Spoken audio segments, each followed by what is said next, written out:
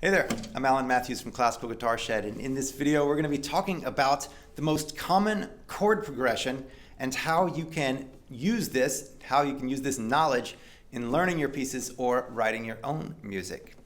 If you find value in this video, or if you just enjoy it for entertainment value, then please subscribe to this channel. All right, so with the most common chord progression, why would we need to know this? First off, if we know this, then we can recognize these chords, these connections of chords in our music, and it makes us able to think in chunks instead of little bits. We can take these little bits that the composers give us and string them into bigger chunks. So let's start off with a little bit of music theory. Here we have a C major scale. C, D, E, F, G, A, B, C, Do, Re, Mi, Fa, Sol, La, Ti, Do, right up the board, right? Well, in order to make chords out of these, what we do is we just stack notes on them. And so here's our C, these bottom notes are the same notes that we just had. And then these are called triads. It's just 3 notes stacked line, line, line, or space, space, space, depending on what they are, right? And so then these are our chords. And once we use these are all the same, these are all the notes that are generated in the C major scale, which is C, D, E, F, G, A, B, C. No sharps or flats.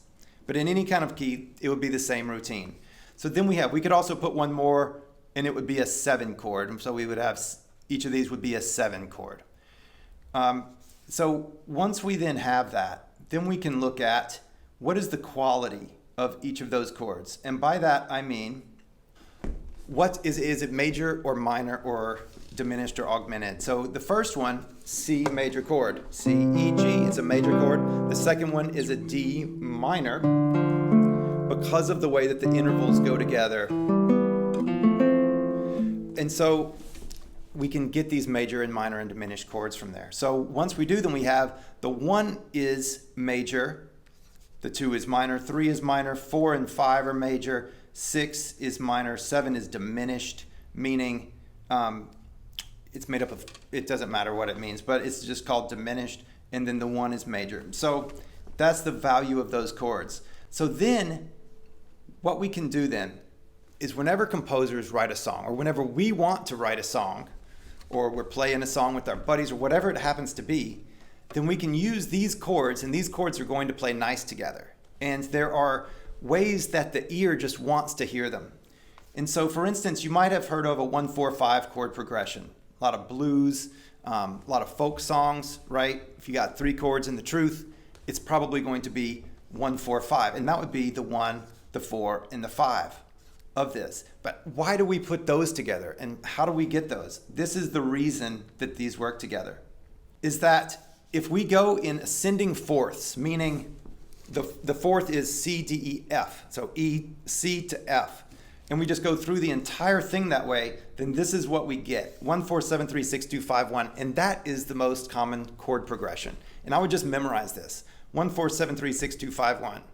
And what this is just constantly going up fourths. So C goes up a fourth to F, goes up a fourth to the B, goes up to fourth to the E minor. Now here, if you'll notice, we just went down. So we can either go up a fourth or down a fifth, and they're the same interval, but if you just do it on your hands like C, D, E, F, F, G, and you just loop, then it'll continue to go up. We could also have gone up to here, and that would have been our fourth. So to listen to this then, these are the chords. So C, F, B diminished, E minor, A minor, D minor, G, and C. Really straight ahead, right?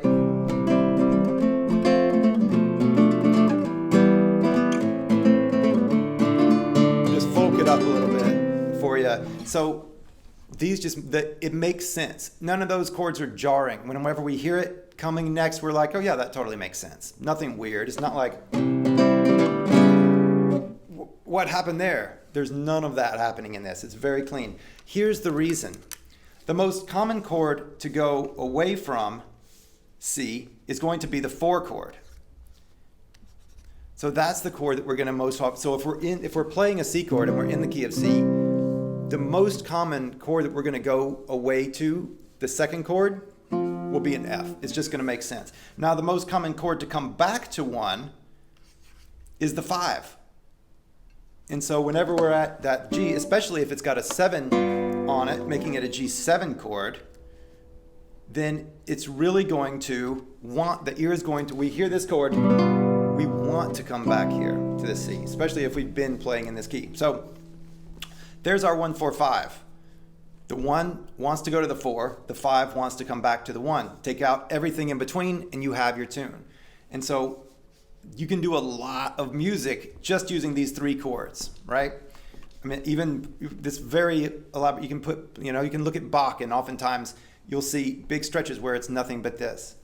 So that's a really common thing. The next thing that we can look at are other snippets of this. So jazz is largely made up of 2-5-1s or 2-5s, and this is where they come in. 2-5-1, it just leads. Or if you have a extended section where people are taking solos, it'll oftentimes be this section right here, which is 3-6-2-5. And they'll just loop that, 3-6-2-5, 3-6-2-5, and then we have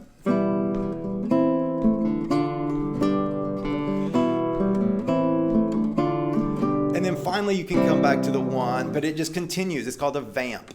And so it just keeps, you can just loop this through and people can solo over it, or you can, whatever wants to happen. But you can use these snippets of this to create bits of songs. So jazz uses a lot of 2-5, 2-5-1, 6-2-5-1s, but this is how they all go. So 1-4-7-3-6-2-5-1 is the whole thing. Most commonly we find it in little snippets. And so we'll take out a few, we'll grab a little of this here. It's also, if we want to modulate into a different key, so if we're in the key of C, but we want to get to the key of G major or something and add that thing, what we can do then is use this to back that up and then look at the chords in the key of G. What are the 3, the 6, the 2, the 5, the 1, and start working that in. And then by the time that we get to the end, then we're fully in our ear, we're already just wanting to go to the next key center, whatever it is that we've just modulated to. So you'll see this in composed music a lot. You also see it in any kind of folk songs or rock songs or any sort of songs. This thing is everywhere. So take a look at it. Look at your pieces, figure out what the chords are if you recognize them in your hands, or you can just do the music theory and figure them out on paper, either one, and see what you think. See if you can find places that use snippets of this full progression. So hope you've enjoyed the most common progression, 1-4-7-3-6-2-5-1. If you say it 4 million times, you will have it memorized. And so get started now, and I'll talk to you soon. Please subscribe to this channel. Take care. Bye-bye.